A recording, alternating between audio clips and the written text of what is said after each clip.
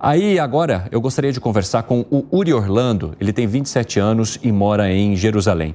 Uri, seja muito bem-vindo. É um prazer falar contigo. Gostaria que você contasse pra gente como está a situação aí neste momento. Uma boa tarde aqui, boa noite para você aí em Israel. Obrigado. Boa tarde. Aqui, eu moro bem aqui no centro de Jerusalém, meu apartamento fica literalmente aqui no centro. Aqui em Jerusalém a coisa está um pouco mais controlada atualmente, assim, as pessoas já voltaram até a sua rotina. Na primeira semana, nós tínhamos medo de ter uma guerra civil, porque os árabes dentro de Israel estavam sendo incitados, né, a começar uma guerra civil conosco, porque eles queriam atacar em duas frentes, mas, né, atacar a gente dentro de Israel com a própria população árabe que mora aqui.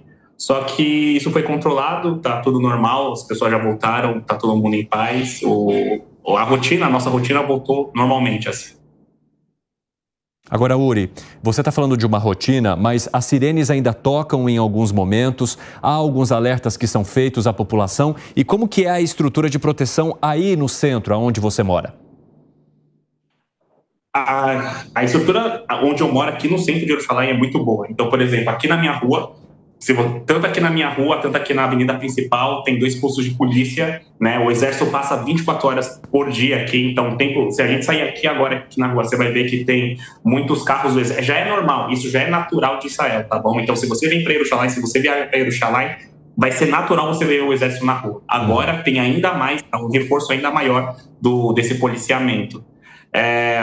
Não se escutamos muito a sirene tocar, mas, por exemplo, tem alguns lugares que tem sirenes que tocam, né? E as pessoas ficam apreensivas. Então, por exemplo, se você vai no shopping, tem sirene que toca no shopping que não tem nada a ver com bomba, que faz parte da própria programação do shopping. Se aquela sirene começa a tocar, as pessoas ficam um pouco mais apreensivas no sentido para reconhecer se a sirene é do shopping ou se a sirene é algum aviso de mísseis que está vindo. Agora, Uri, você mencionou algo interessante, né? De que o exército normalmente está nas ruas. Isso acontece mais em Jerusalém por conta de ser uma cidade mais visitada, mais turística?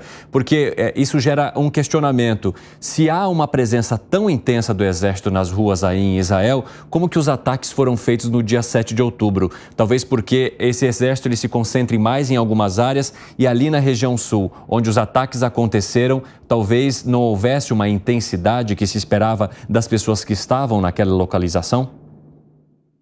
Olha, a questão é assim, toda Israel é muito bem reforçada. Em todas as cidades você vai ver, é natural você ver o exército. Isso é natural. Em Jerusalém, obviamente, porque é o centro, né, de 3 grandes religiões assim, a coisa é muito mais intensificada. Mas por todo Israel é reforçado, principalmente ali onde, né, os terroristas acabaram entrando. Assim. Nós não conseguimos ainda, não sabemos ainda, não temos a resposta de como isso foi possível. Né? Isso todo mundo diz que vai ser apurado e vai ser investigado depois que nós conseguirmos sair desse momento, desse conflito, da guerra, né? Porém, nós não temos resposta. Então, mas o exército não fica... É muito bem distribuído a inteligência tática de Israel, muito, muito bem distribuído. Então tem uma parte do exército que fica aqui, né, que até tem o cota e tudo, mas o exército todo fica muito bem distribuído em todos os países. Assim, Israel é um país seguro, tá? É um país que você se sente seguro. 100%, assim, o tempo todo. Não é um país que você fica com medo de que algo possa acontecer com você.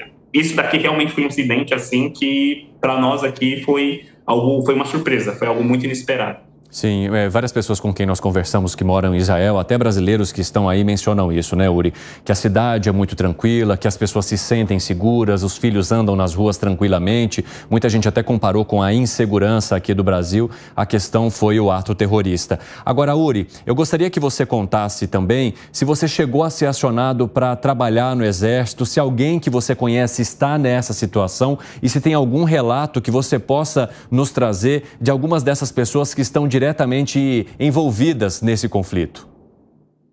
Sim, tem alguns amigos meus que já foram recrutados, eles foram chamados, eu não fui chamado.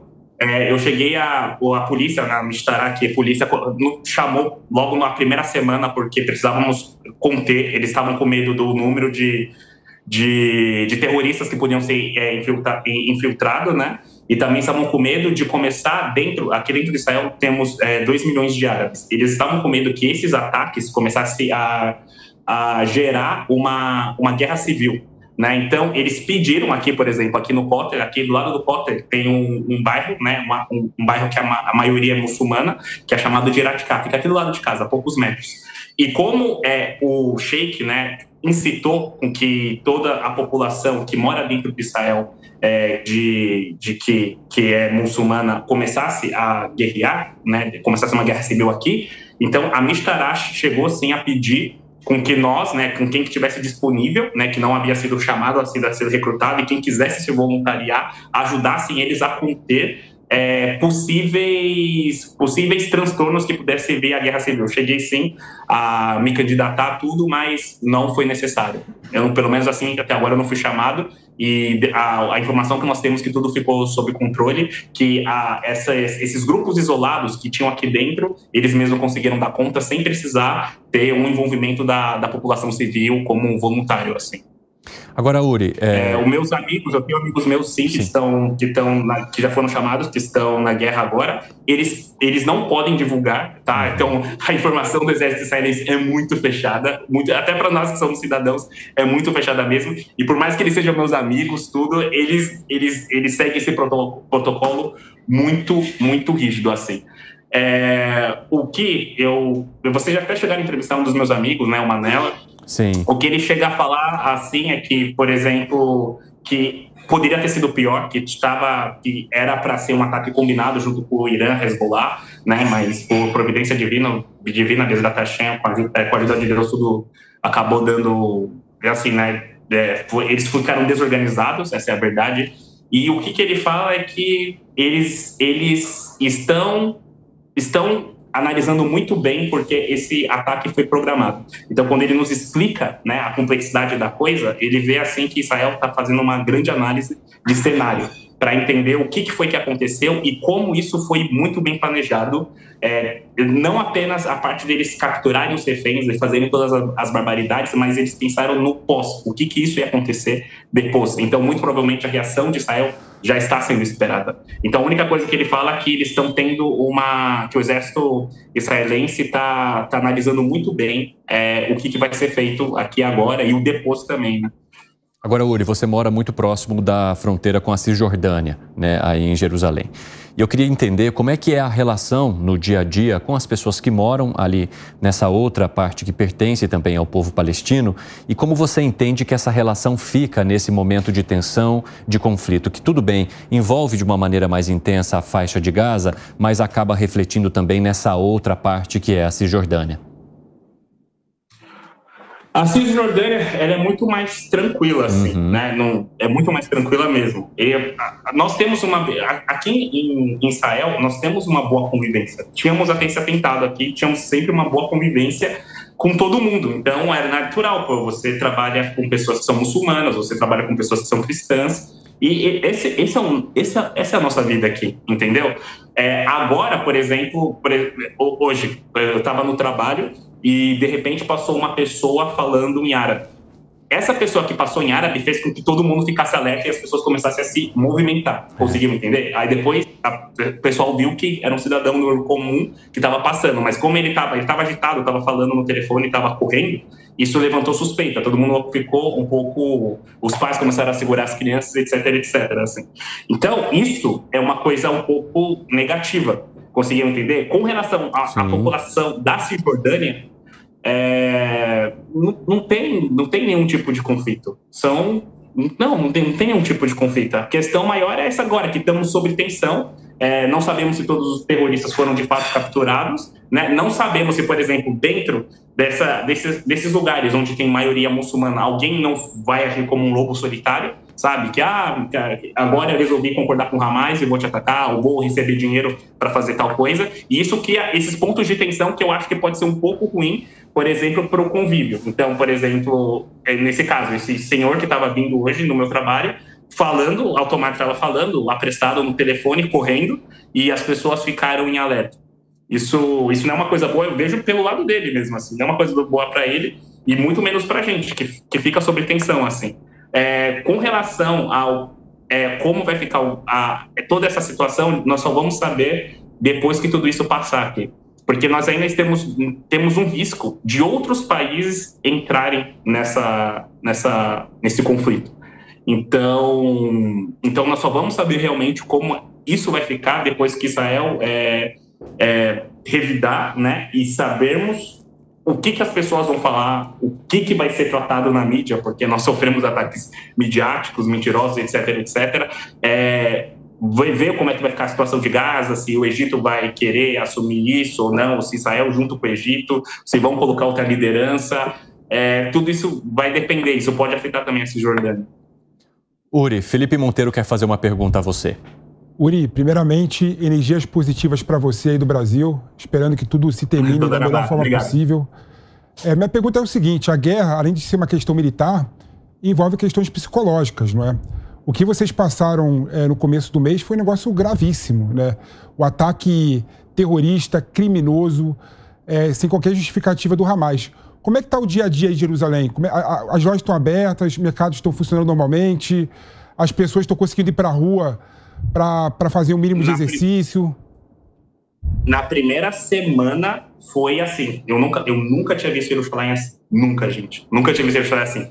Era assim, ninguém estava na rua, tudo estava fechado, era todo mundo trancanfiado. Já na segunda semana, tudo já voltou normal. Tudo voltou a funcionar normalmente. A primeira semana do conflito foi a mais tensa porque nós ainda estávamos entendendo o que estava acontecendo.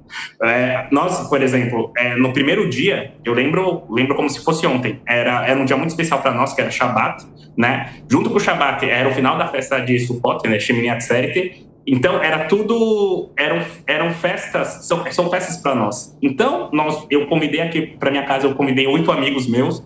Nós estávamos curtindo, a gente estava se divertindo, estávamos comemorando, era Simchat Torah também, eram 3 festas, eram Simchat Torah, e nós estávamos muito felizes. Então, nós comemoramos, comemos, bebemos, saímos aqui na Yapo, festejamos, dançamos, voltamos para minha casa, e aí eu cheguei para meus amigos e falei assim, talvez, nossa, você vê que é Hashem mesmo, Deus, porque eu cheguei para eles e falei, top, dorme aí, pô, amanhã a gente reza junto, tudo, dormem aí vocês. Aí eles dormiram aqui, dormiram na sala, e eu tenho um hábito de trancar a porta do meu quarto. Eu ando sozinho ou tendo gente, eu sempre tranco a porta do meu quarto.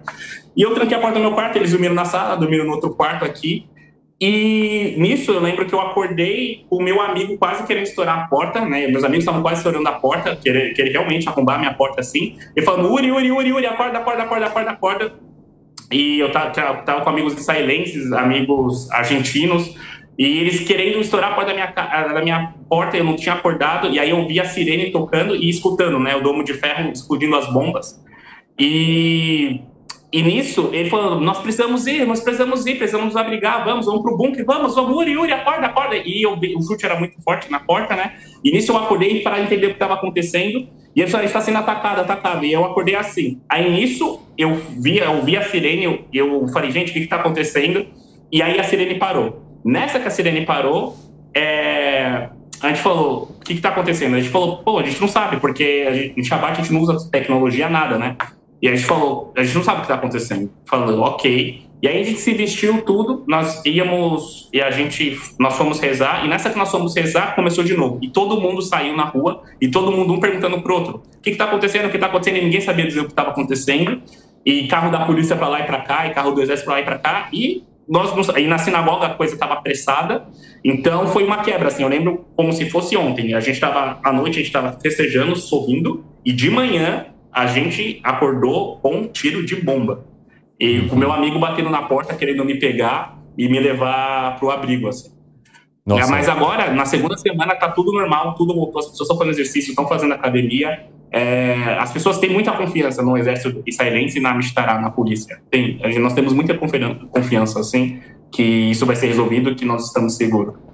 Uri, a gente tem percebido em vários dos depoimentos que ouvimos aqui no 3 em 1 a preocupação com os reféns e o quanto isso tem servido também de pressão sobre o governo israelense. Se espera uma decisão, se espera uma proposta, um projeto que possa resgatar essas pessoas. Porque como que isso cai também aí no teu lar, né, sobre as pessoas com as quais você convive e como que essa questão dos reféns... Opa, caiu aí, mas não tem problema, só ajustar.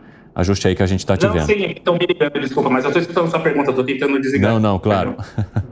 Eu acho que saiu ali, acabou por conta da ligação do Uri. A gente está conversando então com o Uri, que é um morador de Jerusalém, mora bem no centro de Jerusalém, mencionando para a gente que nesse momento a situação ali no lugar onde ele mora não há um risco como em outras partes, como no sul, né, ali do Estado de Israel, por conta da proximidade com a faixa de Gaza, mas que algumas sirenes ainda tocam e que, claro, existe uma pressão sobre toda a população israelense por conta dessa surpresa que começou lá no dia 7 de outubro, o Uri mencionando que foi acordado ali com as sirenes tocando e ninguém entendia bem o que era para se fazer. Agora, Uri, mencionando a questão dos reféns, como que isso pesa para vocês?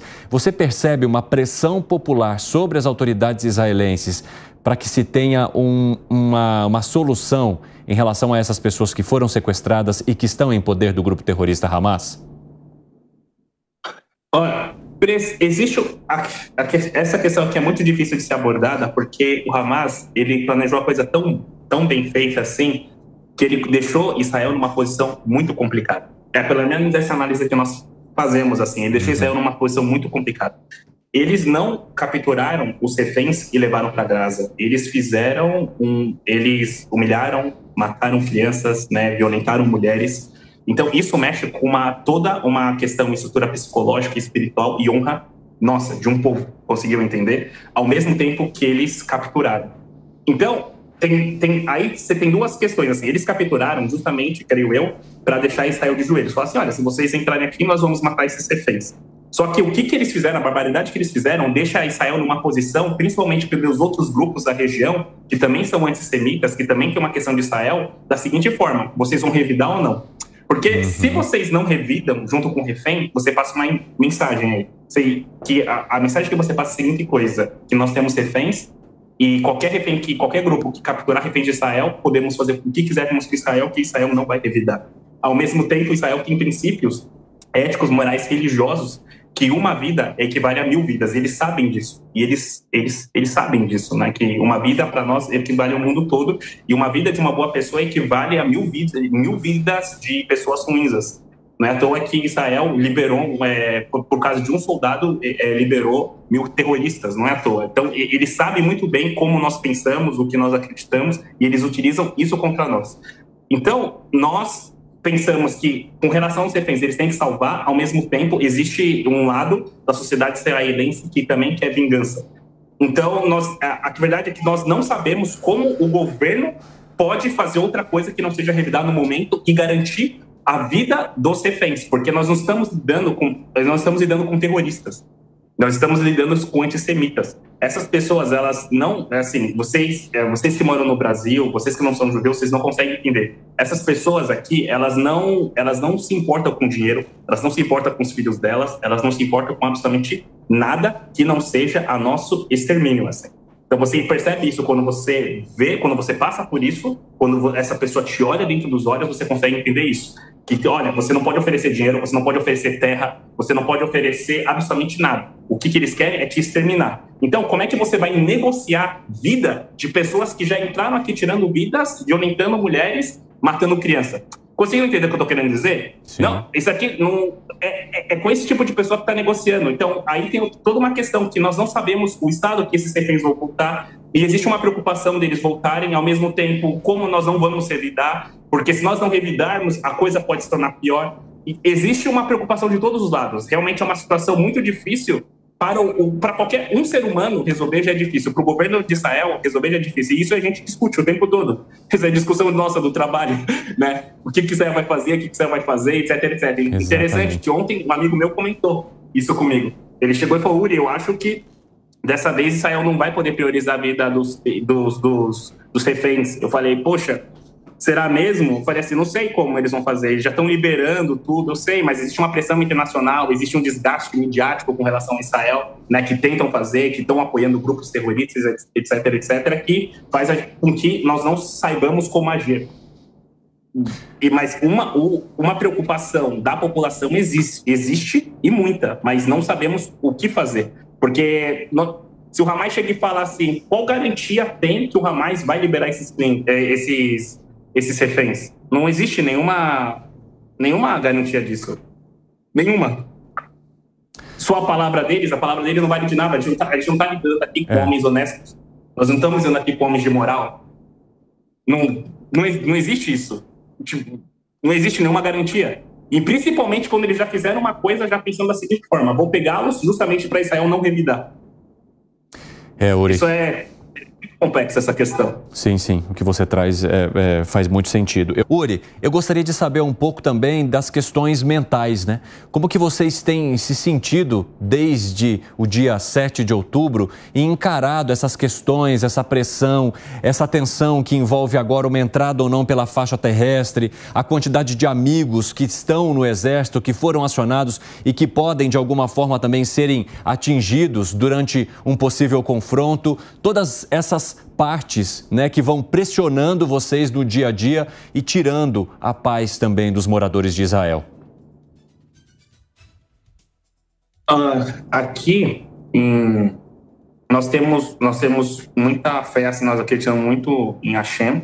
Nós acreditamos que, com a ajuda dele, assim, que tudo vai acabar se resolvendo. Então, nós rezamos bastante.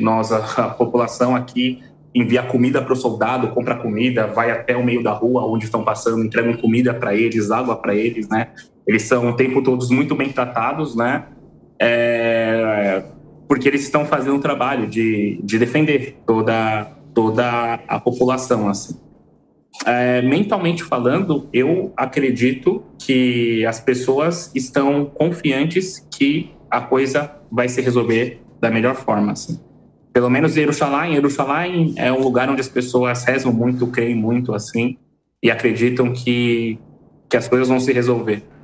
É claro que existe aquela tensão sobre se a coisa, se isso vai voltar a acontecer de novo ou não, se eles vão conseguir entrar de novo ou não, mas eu vejo, de modo geral, assim, que o fato das coisas estarem rodando, né, as coisas estarem funcionando, as pessoas estarem saindo na rua, tudo, é prova de que as pessoas estão confiantes, diferente da primeira semana, que as coisas vão se resolver, né? Pelo menos o governo conseguiu transmitir isso, que eles estavam tomando a providência e que a população de Israel podia ficar segura que voltar seus afazeres normalmente, que isso não ia voltar a se repetir. Uri, a Langani também quer participar aqui da nossa entrevista. Uri, boa noite. Jerusalém é uma cidade sagrada para as 3 grandes religiões. Inclusive, territorialmente, ela é dividida, né, em áreas para cristãos, judeus e islâmicos. Você sente alguma diferença no relacionamento entre os islâmicos, os judeus, os cristãos, após esse bárbaro atentado terrorista? Não, olha só, deixa eu só explicar uma coisa. Você contou uma coisa muito boa, né, que é essa divisão que existe dentro de Jerusalém. Existe uma questão aqui que o resto do mundo não sabe, mas, por exemplo, aqui, pessoas muçulmanas podem vir em bairros judaicos, podem entrar na parte judaica do Kotel sem nenhum problema. Só que nós somos proibidos de entrarmos na parte deles do Kotel.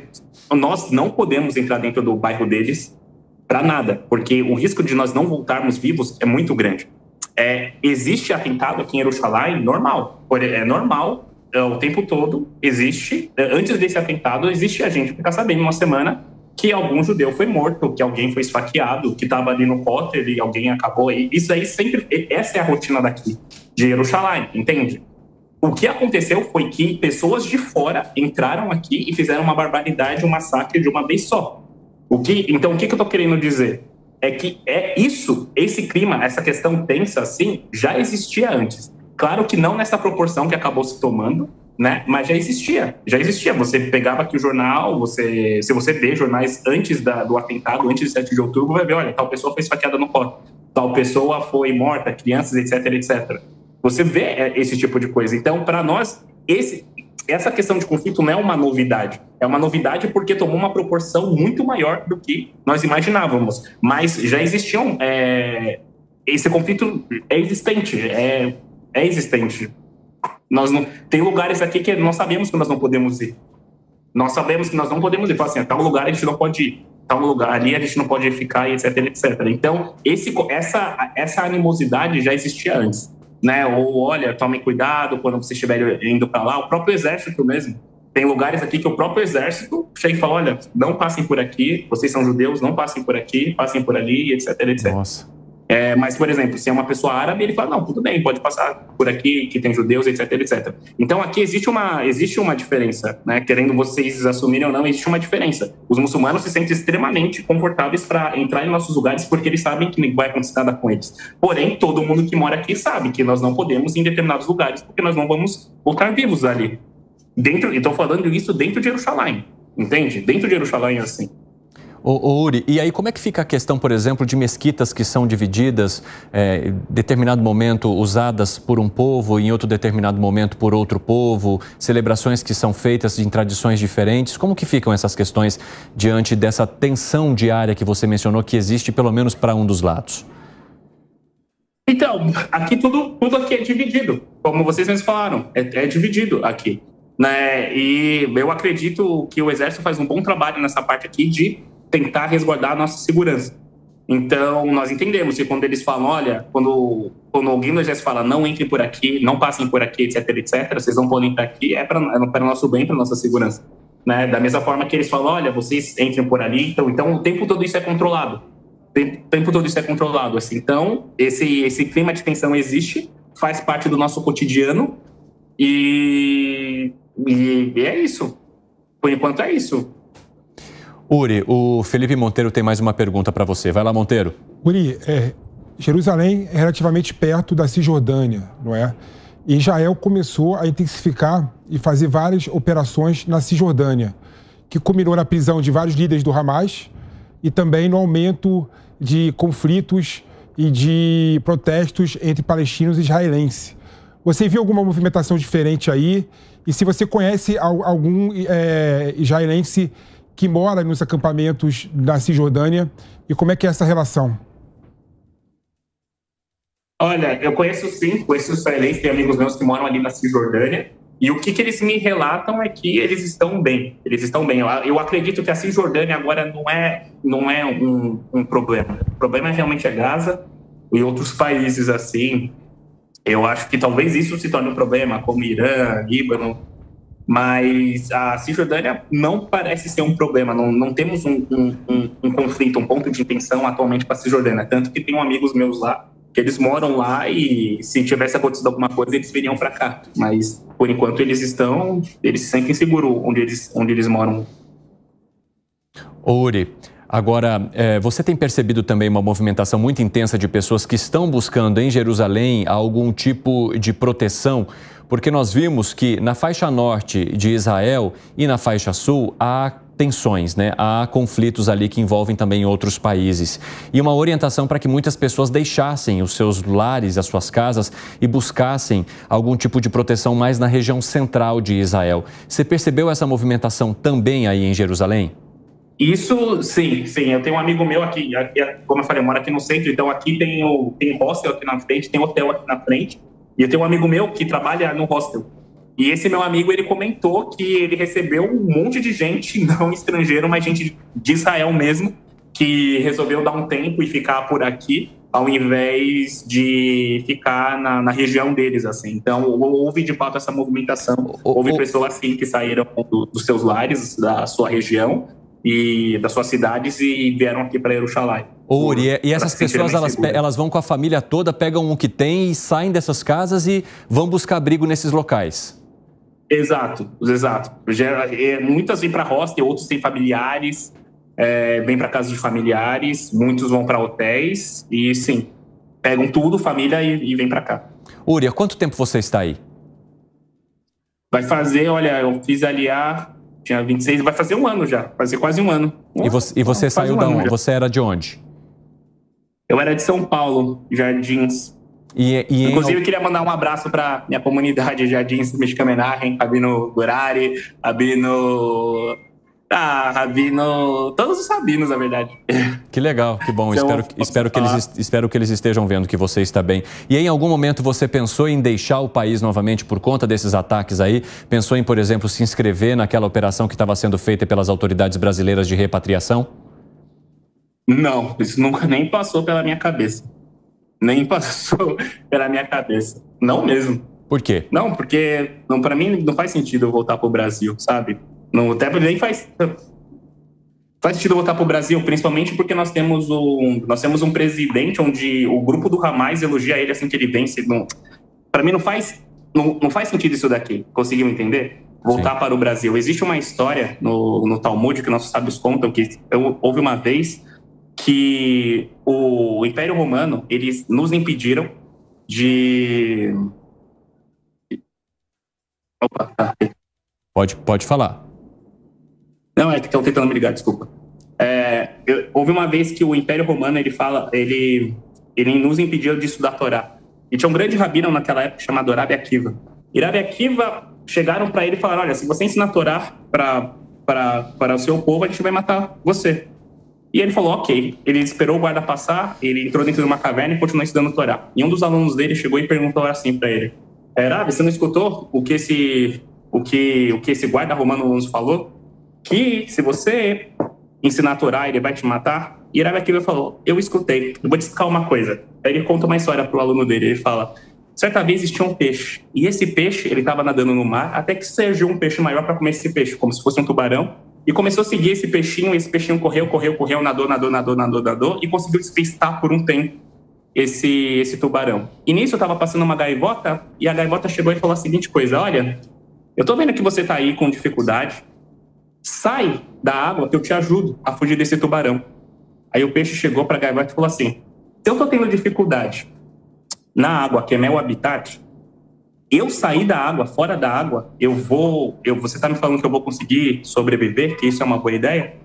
Então, Rabi Akiva respondeu para o aluno dele, da mesma forma é a Torá. Se a gente para de estudar a Torá, que é a nossa vida, né, a gente está tendo dificuldade estudando a Torá e eles estão falando que vão nos matar. Quem dirá se a gente parar de estudar a Torá? Da mesma forma, se dentro de Israel, que é o meu país, eu estou tendo um problema com antissemitismo, quem dirá fora do meu país, principalmente no Brasil, onde tem parlamentares e o próprio governo lá, a parte central do Hamas, manda parabenizações para o presidente. Eu, com certeza, não me sinto seguro no Brasil, mas me sinto 100% seguro em Israel.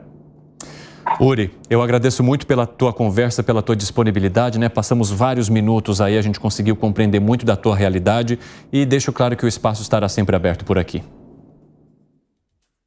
Ok, Tadarabá. Obrigado. Um grande abraço.